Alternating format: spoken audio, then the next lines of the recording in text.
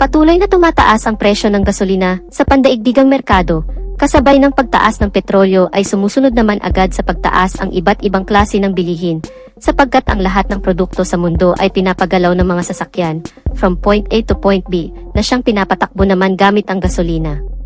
Maaring magkaproblema tayo sa hinaharap kung magkataon, dahil ang produktong petrolyo na pinagkukunan naman ng gasolina ay isang non-renewable source of energy, therefore, darating ang araw na magdi-decline ang production nito. Sa kabila naman ito ay unti-unti namang ginagawa ng paraan ng mga iba't ibang kumpanyang pangtransportasyon na pang-alternatibo sa gasoline-operated vehicle o engine. Dito na pumapasok ang mga development ng electric car at electric scooter. At good news, dahil matagumpay nang naimbento at na-develop na ngayon fully operated na ang ilang mga electric car at electric scooter ng ilang kumpanya. At sa Philippine market nga ay nag-umpisa na ring mag-import ng mga electronic scooters. Napakalaking bintahin nito sa industriya ng transportasyon at maaring mag-iba na ang laro ng ekonomiya sa hinaharap dahil sa malaking development na ito. Ang pag-uusapan natin sa video na ito ay sa larangan ng electric scooter industry. Ang sikat at nangungunang Japanese motorcycle industry na Honda, sa kanilang electric scooter na Honda PCX EF01. Pero bago yan syempre, kung bago ka pa lamang po dito sa aking channel, baka naman kapatid kung pwede ay pakihit ang subscribe at notification bell icon para lagi kang updated sa ating motorcycle news and reviews. Huwag din kalimutan na mag-follow sa ating Facebook page. Noong buwan ng Oktubre, taong 2017, unang nilabas at pinakilala ng Honda Motorcycle Company ang kanilang electronic motorcycle na nooy isang prototype pa lang sa ginanap na Tokyo Motorcycle Show sa bansang Japan.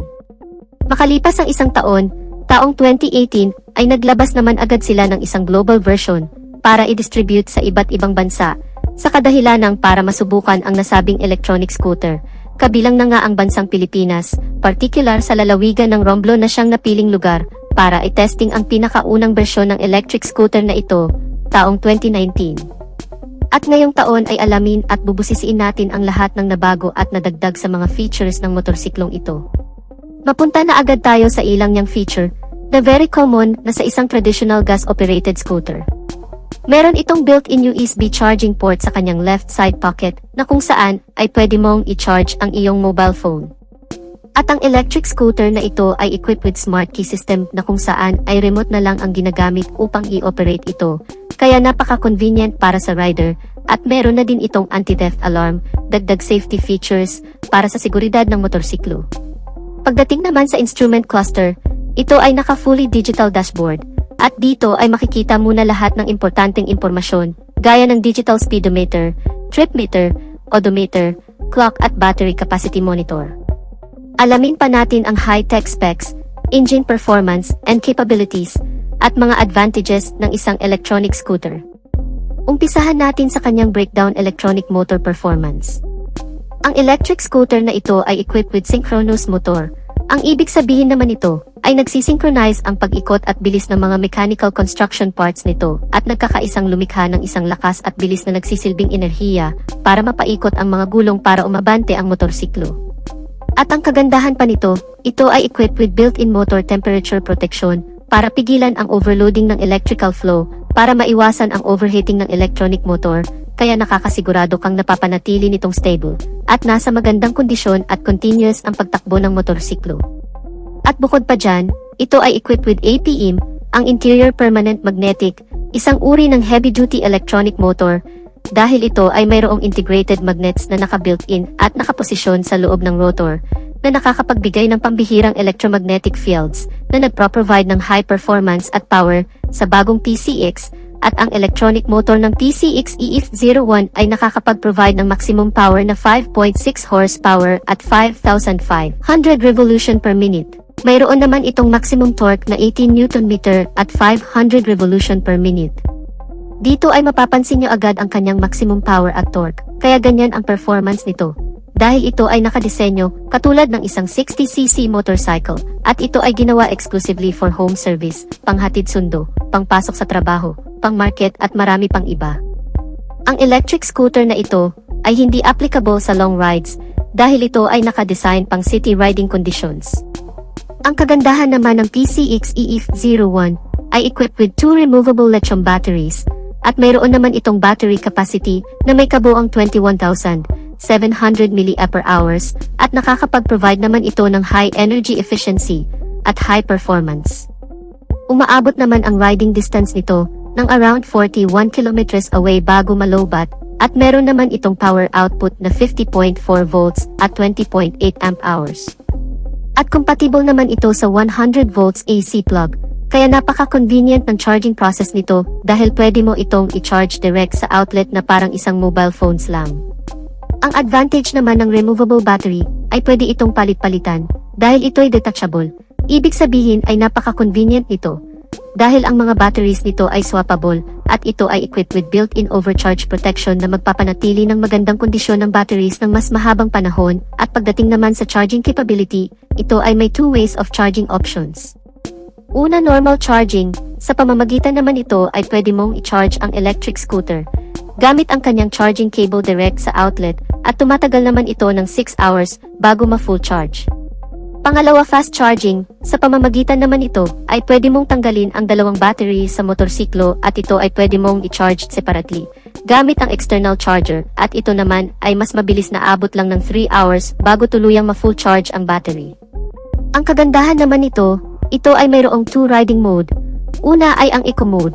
Ito ang nagsisilbing battery saving mode na kung saan ay nakakapagbigay ng mas mahabang riding distance at ito ay applicable sa low speed RPM na may average na 20 to 30 km per hour at ito naman ay umaabot ng approximately 45 km away.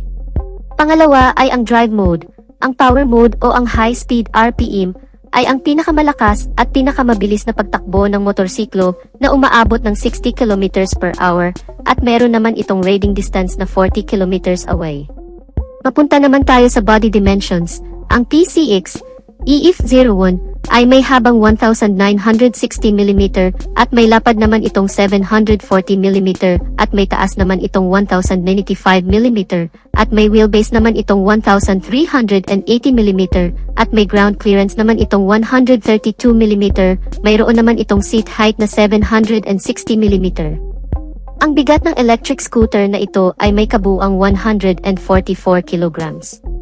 Pagdating naman sa body frame, ito ay naka-double steel cradle type na kung saan ay mayroon itong dalawang tubong nakasuporta magkabilaan at ito ay mas matibay at mas magaan, mas stable at nakakapagbigay ng mas magandang balanse sa motorsiklo sa kahit na anong riding conditions. Pag-usapan naman natin ang suspensions. Sa harapan, ito ay naka-telescopic fork. Sa likuran naman, ito ay mayroong dual shock with aluminum swing arm para sa mas stable at flexible na bouncing comfortable riding experience ng rider.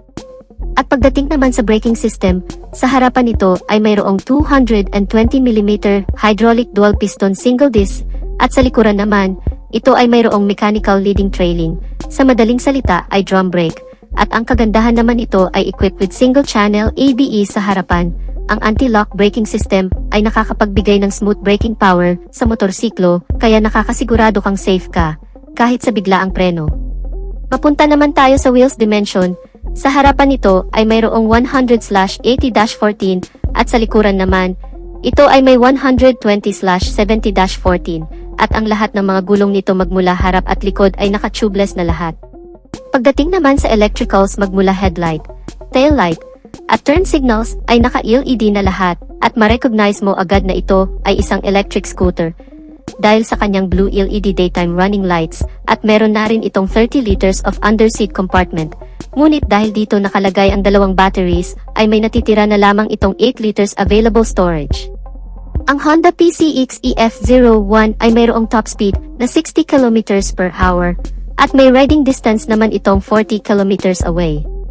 Dumako naman tayo sa pinaka-last but not the least. Magkano naman kaya ang presyo ng isang Honda PCX electronic scooter na ito? Well, ang presyo ng bagong Honda PCX electric scooter sa bansang Thailand ay nagkakahalaga ng 57,000 Thai baht. At kung i-convert naman natin ito, direct sa Philippine peso, ito ay nagkakahalaga ng mahigit 90,000 pesos. Paalala lang, ito ay isang direct conversion lamang na presyo from Thailand money to Philippine money. Hindi pa ito ang pinaka-sure at pinaka-final na price at syempre maari pa rin niyang tumaas o bumaba, depende sa proseso at sa mga taxes na ipapatong sa scooter na ito pagdating nito sa Pilipinas. So anong masasabi niyo mga kamoto sa electric operated scooter ng Honda? ang Honda PCX EF01. Plano mo bang kumuha nito pag dumating na ito sa Pilipinas? Just comment your thoughts and opinion in our comment sections below. At dito na natin tatapusin ang video natin mga ka-Wizard Moto. Sana nagustuhan ninyo ang video. At kung nagustuhan nyo ay pakipindot ang like button bilang suporta na rin sa ating channel. At sa mga hindi pa nakasubscribe ay inaanyayahan ko kayo kapatid na mag-subscribe sa aking channel para lagi tayong updated sa mga videos na i-upload ko pa. Maraming salamat sa walang sawang pagsuporta. Ride safe and God bless.